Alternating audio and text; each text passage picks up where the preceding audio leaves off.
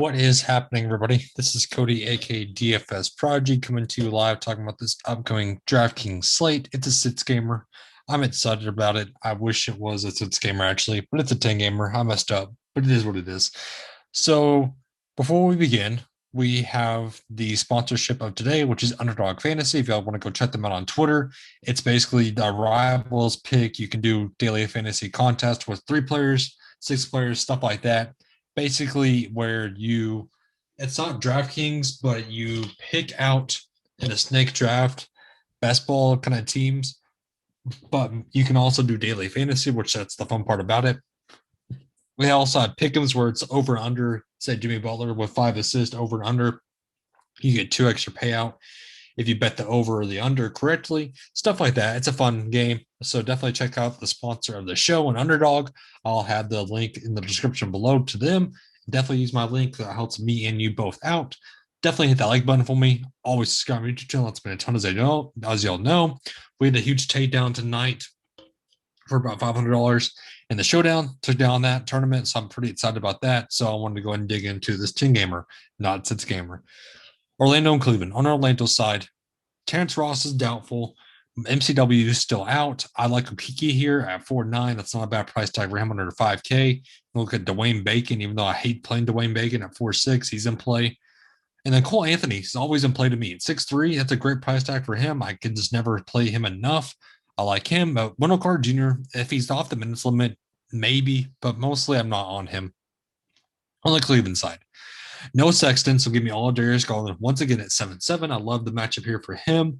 Jared Allen and Kevin Love, it's just a toss-up between the two. I'd rather go Jay Allen, but if you want to get some Kevin Love, I understand it. But for me, not really the guy. And then Chetty Osman at 5,000. If he starts once again, he's a great value play.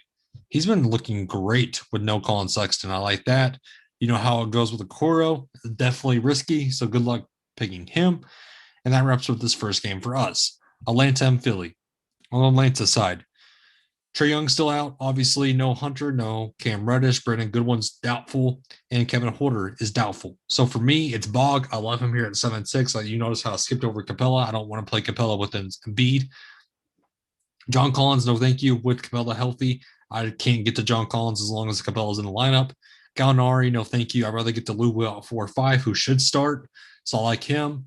And then Chris Dunn, if there's no minutes limit for him, I don't mind him. But if there is a minutes limit still, I don't want to play him at 3.1, even though it's a great price tag. And then Solomon Hill. Do you want to play Solomon Hill? Do you really want to? Exactly. No. On the Philly side. So on this Philly team, I think I mostly just want Joel Embiid here. The reason why is everybody's healthy. So you know how it goes when the whole 76ers team is healthy, that a lot of usage rates going to go all over the place with Cork Moss, with Seth Curry, with Maxey, with Green, Milton, Harris, Simmons, all over the place. So just for me, it's Joel Embiid and Joel Embiid only. Charlotte and Boston, revenge game narrative for Terry Rozier. Do you want to follow in line with the revenge game narrative? I definitely do. I like that at 7.7. Bridges, his price is just steadily around 7.4, 7.5. He's been on a hot streak, not gonna lie. He's been on a hot streak. Do you want to play him? I don't mind it risky. We know the ceiling for him though has been great. And then PJ Washington, I don't want to play PJ. I can't do it. He's hard to trust. You don't know what we're gonna get out of him, plus the minutes wise. No, thank you. No Malik Monk, so Cody Martin's getting the spot start. I don't mind Cody Martin's a value at 4,000. McDaniels and Graham, I'm not getting to them. On the Boston side, so no Kimba and no Tatum. So for me, it's mostly Jaylen Brown. I love Jaylen Brown here at 8.5. Marcus Smart 6.7. He's okay. But I'd rather get to Evan Fournier at 5.3, who saw a ton of minutes. I like that. And I like Pritchard at 4,000. Fourth game of the night. Lakers and Washington. On the Lakers side, while my computer loads, it's being really slow.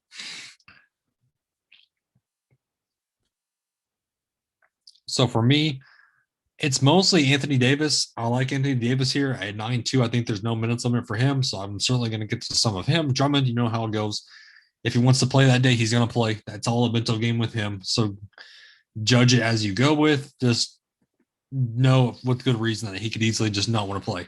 And then Dennis Schroeder, I love him here at 6.9. That's definitely a great price tag for him. and I like the upside he carries. On the Washington side, you know what, you know how it goes. Give me all Westy here. He can easily fade you, but then again, he can get you 70 to 80 points in a game, and you won't be surprised. So I love Westy. Brad Beal, I'd rather get the Russell Westbrook, and then the rest of the guys, Daniel Gafford. It's a center roulette with this team. 1 minute they start Gill, 1 minute they start Alex Lynn, 1 minute it's Lopez. Then Gafford gets to start and he does well. Good luck guessing it. That's all I'm going to say. It's risky, but Gafford can pay it off. We've seen him do it time and time again. But then again, we see him with the 5-point games. So it's all about what do you think happens with Gafford. And then Chicago, New York, this is mostly a game that I'm just kind of crossing off. I don't like to play guys against New York. Vucevic, I don't like the matchup for him. Kobe White, I don't really want. Tice, I'm not chasing that big game that like other people are going to. So for me, this is mostly just a cross-off game on the New York side. Julius Randle on the MVP caliber player now. I like him at 10-3. Other than that, maybe some Derrick Rose. Maybe he's seeing consistent minutes around 35 minutes. And then San Antonio, Miami. Again, as my computer loads, it's super slow right now. Sorry, but it is what it is right now. But I can talk about this game while it loads. San Antonio, Miami. For me, on the San Antonio side, it's mostly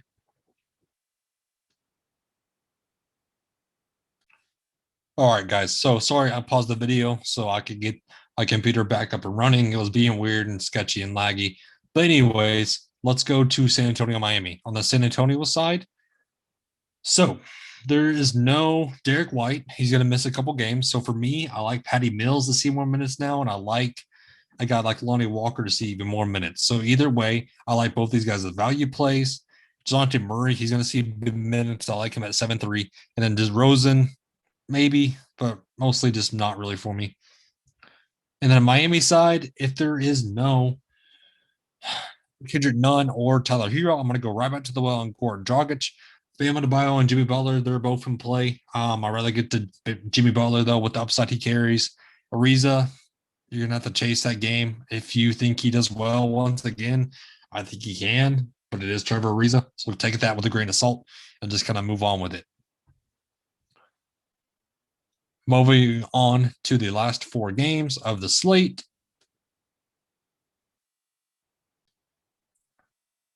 Sorry, guys. I don't know what's happening with my computer tonight. But anyways, Portland and Memphis. For me, Damian Lillard 9-3. I don't really want a piece of. I don't like the price tag for him. CJ McCollum, much rather get to an 8-1. Jay Morant has been on a tear. I love him here. Jovel versus Nurkic. I'll take the upside of Nurkic any day of the week. Jaren Jackson Jr. at 6-3. I like the price tag for him. And the rest of the guys, I'm just kind of crossing off in this game. New Orleans and Denver. I love Lonzo Ball's price tag in that game. Definitely give me all of Lonzo Ball here. I think the upside he carries is unbelievable at the price tag that he's at. So I'm all over him. Zion Williamson, he's okay here. I'd much rather get to Jokic, though. I think he's in the smash spot. And then last but not least, on the Utah and the Sacramento game, I'm mostly looking at in this game if there is no Halliburton. That's the thing. Halliburton's going to be key. So if there is no Halliburton, I want all of Buddy Hield here. And if there's no Barnes, I'm going right back to a guy like Delon Wright, possibly, who could see big minutes, and Mo Harkless. And then on the Utah side, no Mike Conley. So give me all of Clarkson and Ingles here. I'd love both those guys. And so there's still no Mitchell. So I don't mind some Gobert, but I'm mostly getting to Ingles and Clarkson and even some Niang. And on the Clippers and Phoenix game, for me, Paul George, I think he bounces back here once again. I think he's in a great spot. And then Chris Paul stands out along with Aiden. I like both those guys seeing big minutes in this matchup. So that pretty much wraps up the slate for us, guys. Thank you all for tuning in. Have a great and safe rest of your